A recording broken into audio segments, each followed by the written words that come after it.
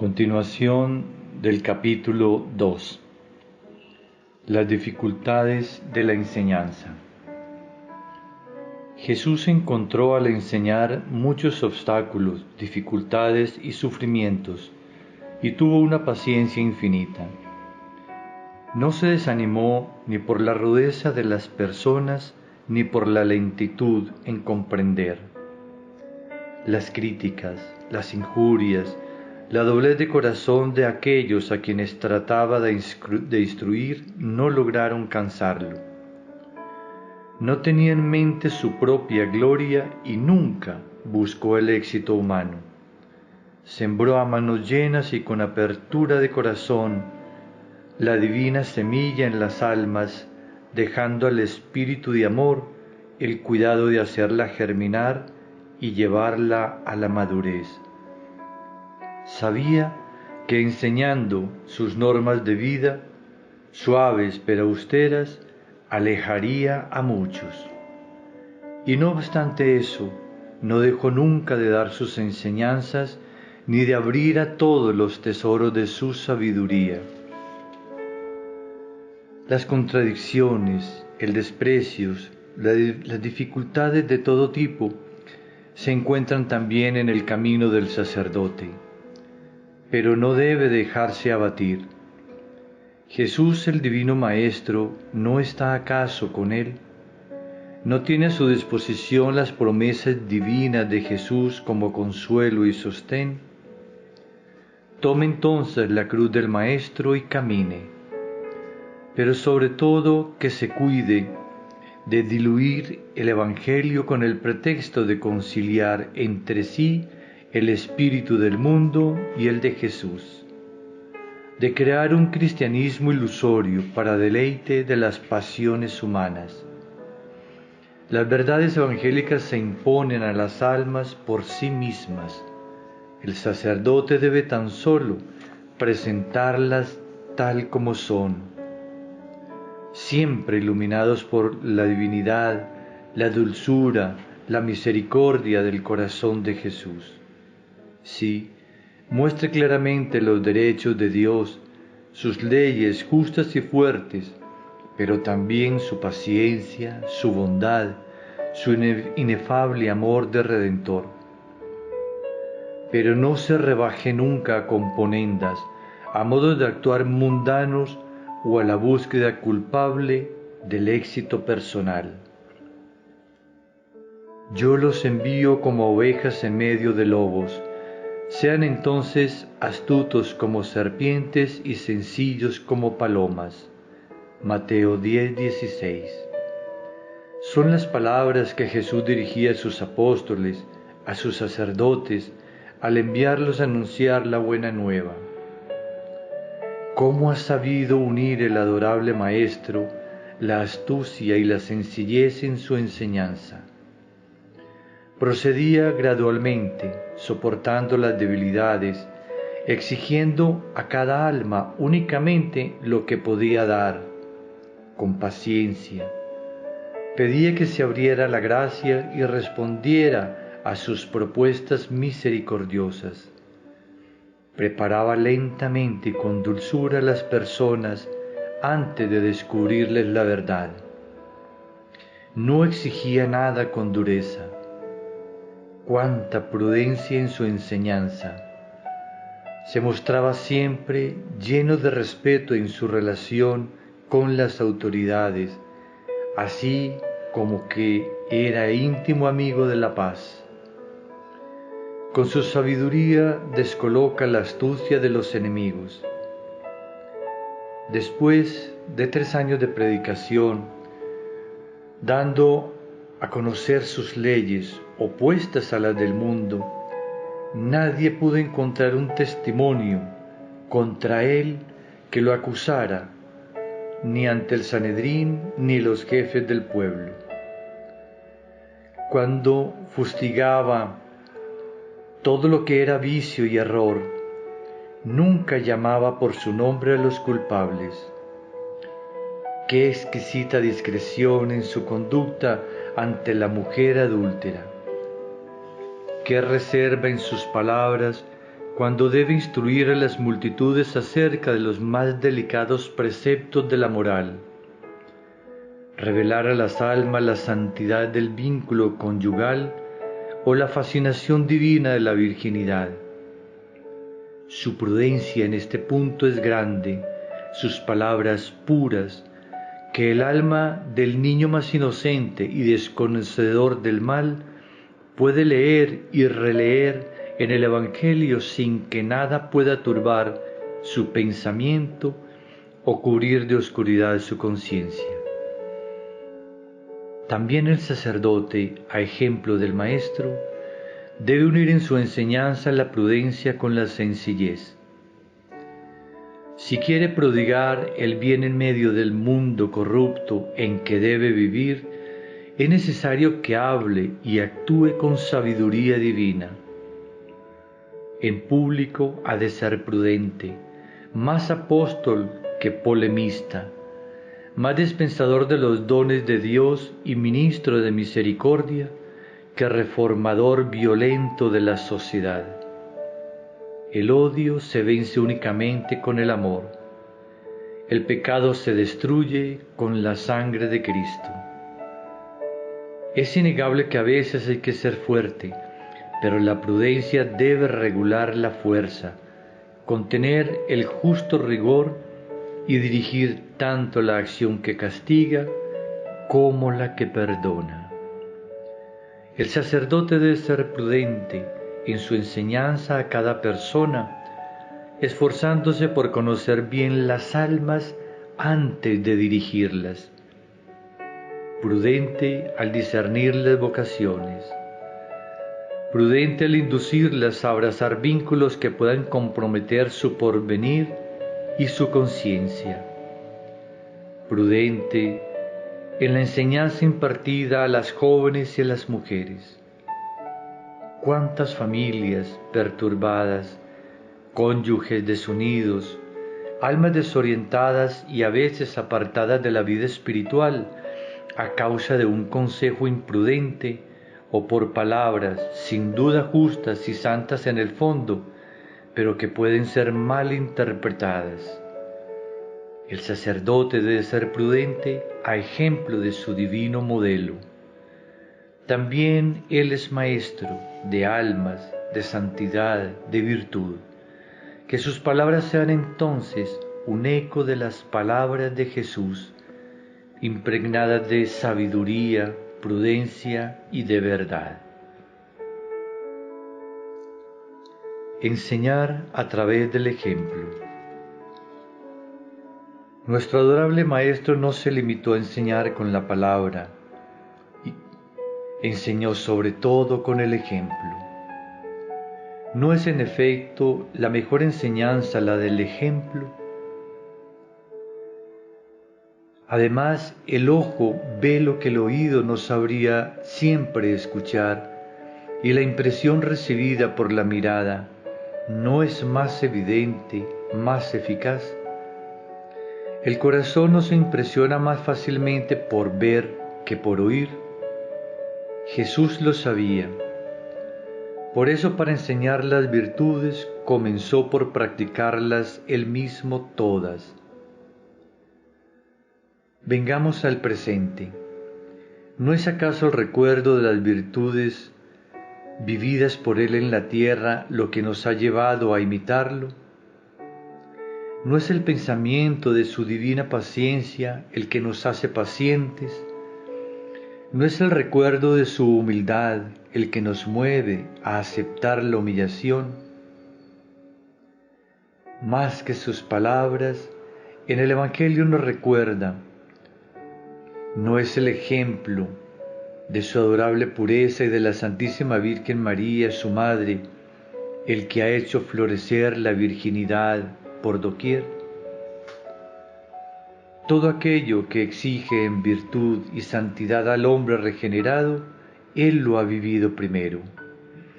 Abrió el camino y fue el primero en recorrerlo, arrastrando en pos de sí las almas de buena voluntad. Se colocó como modelo para la humanidad. Mírame y reproduce en el lienzo de tu alma mis divinos rasgos.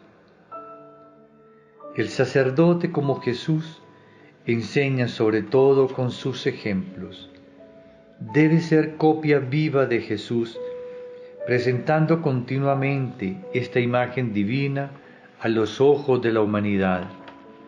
Por eso debe presentarse como modelo perfecto de virtudes, modelo vivo y visible, fácil de imitar, débil como los demás hombres, pero elevado por la gracia sobre las miserias y bajezas de la tierra. Debe ayudar con su ejemplo a los demás hombres, sus hermanos, a subir hasta la altura de Jesús. Que la modestia de ustedes, decía el apóstol a los fieles, sea conocida por todos los hombres.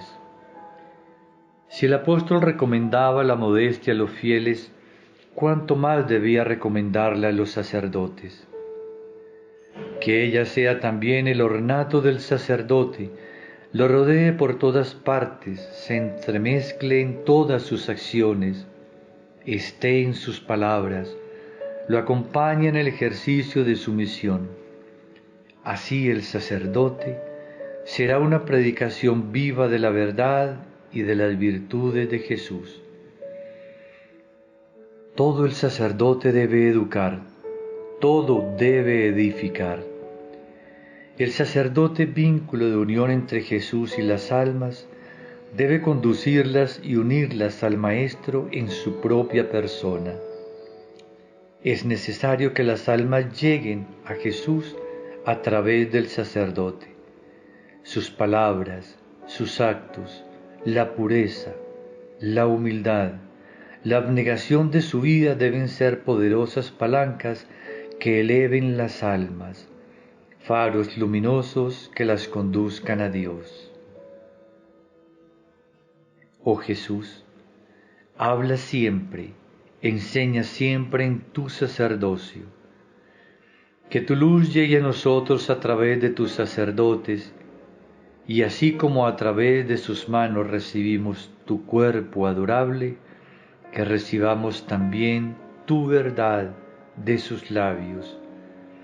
Céntralos de tal modo en la posición de lo justo y verdadero, que no se aparten nunca de tu camino. Únelos tan íntimamente a ti, que no piensen sino lo que tú piensas y enseñen solo tu sabiduría. Capítulo 3. Jesús perdona. Dios es amor. Primera de Juan 4:8. Su vida es el amor. Todos sus movimientos divinos, sean internos o externos, son movimientos de amor.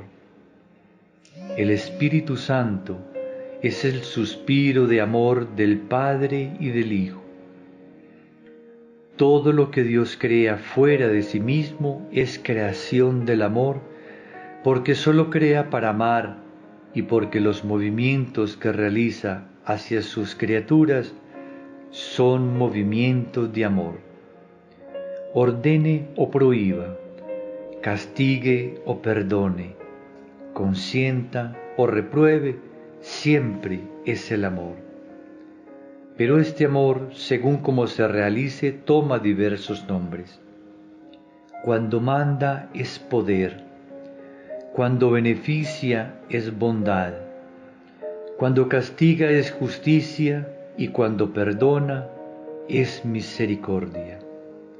Así, siempre el amor vive, obra en Dios, y si bien reviste diversas formas, se trata siempre de un amor único, de una fuerza única. Se trata también de Dios en su unidad absoluta, inmenso, profundo, ilimitado, incomparable y eterno.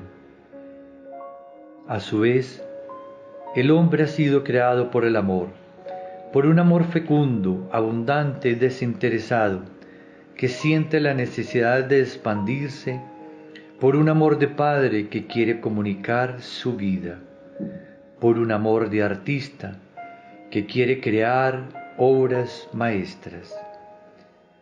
El amor que concede gracias colmó de sus dones al hombre inocente.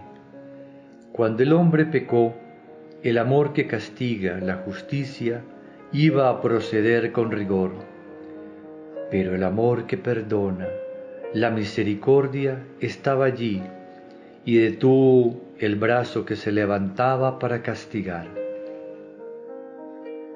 El Verbo divino generado por el amor que vivía en el seno del amor, el amor en persona, se ofreció a sí mismo para pagar la deuda del culpable. Tomó la forma del amor que perdona y durante una larga cadena de siglos, este amor misericordioso se elevó en el seno mismo de Dios para librar al hombre pecador de los golpes de la justicia irritada. Después que la humanidad hubo sufrido y llorado, después de que en una larga espera conmovió la piedad divina, el Verbo desciende a la tierra, se revistió de nuestra carne, fue nuestro Cristo, nuestro Jesús. Viene el amor inefable, la misericordia encarnada, no sólo a enseñar e iluminar con luz divina la inteligencia humana, sino sobre todo a traer el perdón de Dios a la tierra, a lavar con su sangre las iniquidades del mundo, romper las cadenas al alma del hombre esclavo del pecado. El propio Jesús era este gran perdón de Dios, sustancial y viviente, eficaz y salvador. Asombrará por tanto decir que la inclinación de Jesús fue la misericordia, que el movimiento sobrenatural fue siempre el de perdonar y de absolver. Si seguimos al Divino Maestro durante los 3 años de su vida pública, si lo acompañamos en toda esa vida agotadora y fecunda de su apostolado, lo veremos siempre en la búsqueda de pecadores, ocupado en romper las cadenas de la iniquidad que envuelve a las almas. Porque Dios, dirá Jesús, no envió a su Hijo para juzgar al mundo, sino para que el mundo se salve por él. Qué bien cumplirá su misión de Salvador, con qué ardor perseguirá las almas, cómo será capaz de descender hasta la más profunda miseria del pecador para elevarlo hacia su santidad divina. A estos pecadores, quienes quiere perdonar, a quienes quiere absolver, Jesús los ama. Y sin embargo, ¿qué son los pecadores ante Dios? Sus enemigos mortales, unos ingratos. Habiendo recibido todo de Dios, despreciaron las manifestaciones de su generosidad, olvidando su bondad y pisoteando su corazón. También son unos rebeldes. Y sin embargo, Jesús ama a estos pecadores. Sí, los ama. Su amor por ellos lo hizo descender del cielo y venir a la tierra, a trabajar, sufrir y morir en el dolor y la ignominia. Mientras pasa por esta tierra, observemos cómo frecuenta gustosamente a los pecadores, cómo recibe con alegría a todos aquellos que se le presentan. Se encuentra con tanta frecuencia con ellos y les demuestra tanta bondad que los fariseos celosos dicen a los discípulos: ¿por qué su maestro come con publicanos y pecadores? Mateo 9:11. Qué lejos estaban de conocer a Jesús aquellos que creían que la miseria debía alejarlo y que el pecador que llora era indigno de su misericordia. Hay una declaración de Jesús, adorable en su sencillez y profundidad, que nos revela en pocas palabras ya la inclinación misericordiosa de su corazón, ya la misión divina confiada por el Padre de perdonar y absolver. El Hijo del Hombre vino, dijo un día, a buscar y a salvar lo que estaba perdido. Lucas 19:10. En efecto, Jesús no estuvo entre nosotros únicamente para recibir a quienes irían a Él, para recibir con el perdón al pecador arrepentido, sino para anticiparse, salir al encuentro en primer lugar, buscar donde quiera las pobres almas enceguecidas por el pecado, detenidas por la vergüenza o dominadas por el vicio. Durante los 3 años de apostolado, no hará otra cosa que buscar las almas. Nada lo hará retroceder en su búsqueda. Nada detendrá el ansia infatigable de encontrar almas que salvar.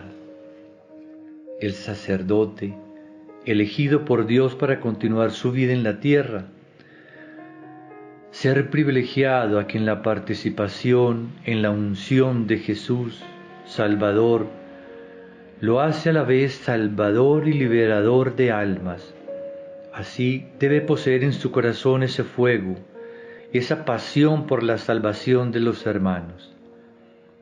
Investido por el Divino Maestro del poder sublime de perdonar y absolver, no debe desear otra cosa que hacer uso de él. Con un ardor generoso, con las aspiraciones y el impulso de su corazón, debe entonces ir en busca de las almas, llegando incluso, si fuese necesario, a regiones lejanas, afrontar viajes peligrosos. Debe emplear todos los recursos para salvar un alma, olvidarse de sí mismo, tomar distancia de opiniones personales, rechazando todo deseo de descanso o de satisfacción propia. ¿Acaso Jesús ahorró fuerzas o tiempo? Por el contrario, no los consumió enteramente, no se dio por completo. ¿Acaso pensó en alegrías terrenales, en una vida en paz, en una vida segura, tranquila? Creyó que podía ser salvador cuidándose a sí mismo. Creyó que podía dar vida y vida en abundancia a tantos otros sin entregar la suya. El sacerdote de Jesús, heredero de los sentimientos de su divino Maestro, tiene un corazón grande, un alma ardiente, cosechador incansable. Quiere cosechar una mies incontable de almas como ofrenda a Dios. Quiere repartir abundantemente el perdón divino. ¿Qué importa que el sol queme, que el sudor bañe su cuerpo agotado? Él lo sabe. En la tarde de su vida, cuando el tiempo de trabajar termine, encontrará un indescriptible descanso en el corazón del Maestro. María Magdalena. Mientras andaba buscando a quien perdonar, el divino Salvador encontró en su camino varias clases de almas. Algunas, como la Magdalena, se acercaban a él espontáneamente. El cansancio del pecado se apoderó un día de Magdala como pecadora, y una gracia interior empujó su corazón para volver al bien. Una palabra de Jesús, oída como al pasar, venció las últimas resistencias. Vino a postrarse a los pies del Maestro. En medio de lágrimas confesó humildemente sus culpas, pero también, llena de confianza, permaneció allí, besando los divinos pies del Salvador en espera de la absolución que debía liberarla de sus cadenas, en espera del perdón que la constituiría para siempre en la dichosa conquista del amor infinito. El adorable Maestro había reconocido en ella un alma elegida, una de esas almas de fuego a las que el placer puede fascinar unos instantes, pero para quienes los amores terrenos son demasiado fríos y de breve duración. Su corazón, atraído por el amor infinito, pero ignorante aún del camino que conduce a él, la deja engañar por un tiempo de los espejismos humanos, descendiendo hasta lo más bajo, pero no puede permanecer allí. Así era Magdalena. La hermana de Marta y Lázaro, arrastrada por el corazón, había olvidado las tradiciones santas de su estirpe y los ejemplos de los suyos. Caída en pecado, hundió a su familia en el dolor y la vergüenza. Pero su alma era demasiado elevada como para quedarse en el mal, y su corazón tan grande como para contentarse con el amor de las criaturas. Debía pertenecer a Jesús y Jesús la conquistó. Qué dulce emoción invadió el corazón de Jesús cuando vio frente a sí a esa alma caída, pero que ante una sola palabra suya se levantaría. Esa alma a la que su perdón devolvería su belleza. Se ve en ella admirables virtudes. Tiene fe, pues ella la movilizó a implorar el perdón. La esperanza, la confianza ilimitada la amarran a los pies del Maestro. El amor la sedujo y la venció. ¿Qué más puede desearse? Las inefables palabras de Jesús: tus pecados te son perdonados, son la respuesta a las lágrimas y amorosa confianza de María. Y el Maestro ya no la abandona jamás. Sigue educándola, exigiéndole a veces actos heroicos. La lleva lentamente hacia la eterna felicidad, de Magdala a Betania, de Betania al Calvario, del Calvario al cielo, haciéndola pasar por la purificación y las persecuciones. Jesús hizo de esta pecadora un milagro de amor. Ella será la santa, la enamorada, la predilecta de su corazón, obra de su perdón misericordioso. Zaqueo. Entre las almas encontradas por el Maestro, otras como Zaqueo habían pecado, siguiendo el camino ancho y fácil propio del espíritu del mundo. Hasta que un día, una gracia secreta introdujo en su alma algo así como un deseo de vida mejor. No fue más que un pensamiento fugaz, una curiosidad que él cree natural, pero que en realidad es un toque benévolo de la gracia. Moviliza así el deseo de ver a Jesús. No le interesa hablarle, simplemente quiere verlo. Mientras lo ve avanzar lentamente acompañado de la multitud, siente de repente la mirada de Jesús en él. Esa mirada profunda y dulce que ilumina su alrededor, penetra hasta el fondo del alma y lo conmueve de modo insólito. Zaqueo, le dice Jesús, con una dulzura infinita, baja pronto porque hoy tengo que alojarme en tu casa. En mi casa. Apenas puede convencerse de haber comprendido. Estremecido hasta lo más íntimo por este detalle del Maestro, no es capaz de decir nada. Corre a casa, da órdenes, hace preparar todo. Quiere que el Maestro encuentre en su casa una generosa y magnífica hospitalidad. Rápidamente el hijo de David llega a las puertas de la suntuosa casa y entra. En ese instante, ¿qué sucede en el alma de Zaqueo? Una radiante luz le revela la injusticia de su vida, la bondad de Jesús que se ha dignado elegirlo como huésped.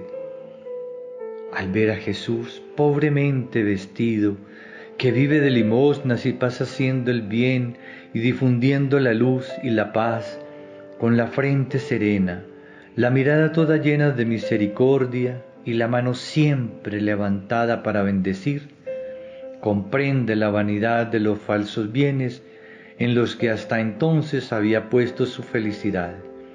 Comprende que su alma ha sido creada para algo más grande, útil y más bueno. Le dice: Señor, voy a dar la mitad de mis bienes a los pobres, y si he perjudicado a alguien, le daré 4 veces más. No dice dará, sino que da. En su voluntad ya está hecho. Y si ha cometido injusticias, y qué fácil es cometerlas cuando el amor a la riqueza domina en el corazón, está dispuesto a repararlas generosamente. Qué alegría experimenta Jesús al ver que Zaqueo responde tan fielmente a la gracia. Su mirada misericordiosa no se posó en vano en esta alma. Esta vez, su embestida amorosa no es rechazada. El divino Maestro exclama: hoy ha llegado la salvación a esta casa. Lucas 19. Porque el Hijo del Hombre vino a buscar y a salvar lo que estaba perdido.